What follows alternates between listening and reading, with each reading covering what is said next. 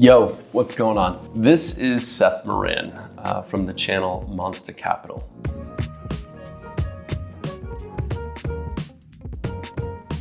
Yeah, I just want to do a quick intro video. There's no real financial literacy, education, or anything in this video. I just want to say hi and let you know a little bit about me. So I worked 20 years in the business working at investment banks. For a while when I was younger, I was trading my career as if it was a stock, making this much money here. These guys are gonna pay me double. I'm going after a year, go to another shop after a year, go to another shop, then 5 years in another place, and then 9 years at another one. And then my last gig was 3 years where I ended up retiring as a managing director in April of this year, 2024. So, that's kind of my background. I was a sales trader on the institution, speaking to institutional clients. So mostly foreign clients, and I was sitting in Japan for the entirety of my career. A lot of my clients were either in Bermuda, Hong Kong, Singapore, Europe, US primarily. I was the American on the desk, so I tend to get a lot of the American clients, particularly when I was at the Japanese brokerages, where they're like, you speak English?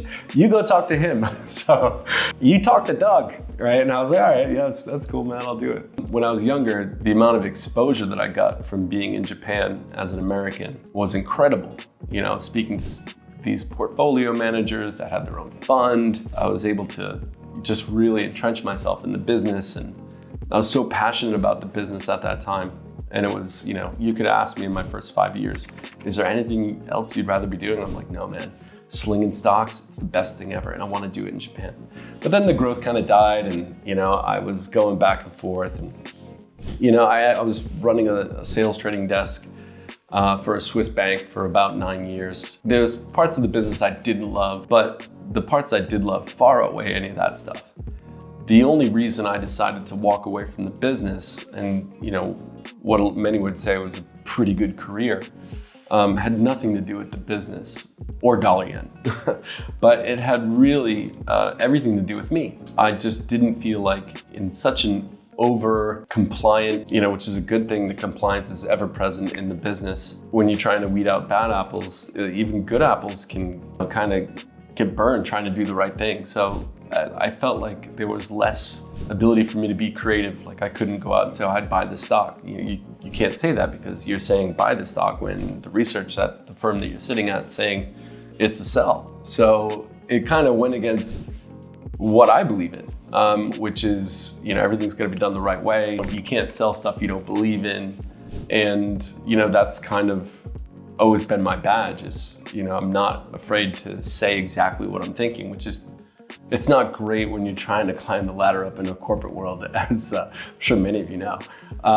But I've had times where, I've told the boss off here and there and didn't really work out, end of the year came. But it is what it is. The last place I worked at was Jefferies, and it was just such a great experience. I did love it there. It had nothing to do with Jefferies. They gave me everything. It's just, it was all me. It's not you, it's me. I just needed a break. I'd been going at it full throttle and the love wasn't there anymore. Post-COVID, I have 2 kids, beautiful wife, and I'd lived in Japan since I got out of college. Even before I got out of college, since I was 17, it was the first time I got to Japan. I started doing summer internships, 4 summers in a row. I took 1 summer off to basically work at a restaurant in Rhode Island, just kind of chill out. Ladies and gentlemen, butterfly. But yeah, that was, that's my history. And my present and my future are still pretty cool. I upended the entire family, took my kids out of school, and I moved everyone to Dubai. And it's been crazy. If you would have asked me when I was like 13, 14 years old, do you ever think you'd live in the Middle East? I'd be like, no way, man, no way, not a chance. But, I moved here not just because the taxes are 0, but I moved here because there's like a lot of creation happening here. And that's the biggest drive for me right now. I'm really trying to be as creative as possible. I may even start stand-up again. I really just want to put myself out there, and I don't mind failing.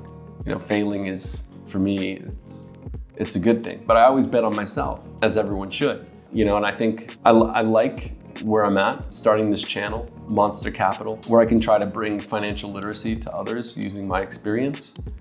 And, but in no way, shape, or form am I a financial advisor. I'm just going over stuff, trying to break it down simply to make things easy, not use all this buzzword bingo kind of stuff. Can't swear in this, right? It's YouTube. Yeah, I've never done anything like this in the past. I've never done any YouTube stuff. I had to create a channel for this. I had to buy all the cameras. Right now, I'm currently shooting on a DJI Pocket 3 Osmo. I don't really know how to articulate what this stuff is, but I've got a Sony camera too, and I've got an iPhone set up. So we'll see how it all goes. I want to try to put my 100 videos past me pretty quick without breaking quality, but I'm looking for the quantity to kind of get up to where I want to be.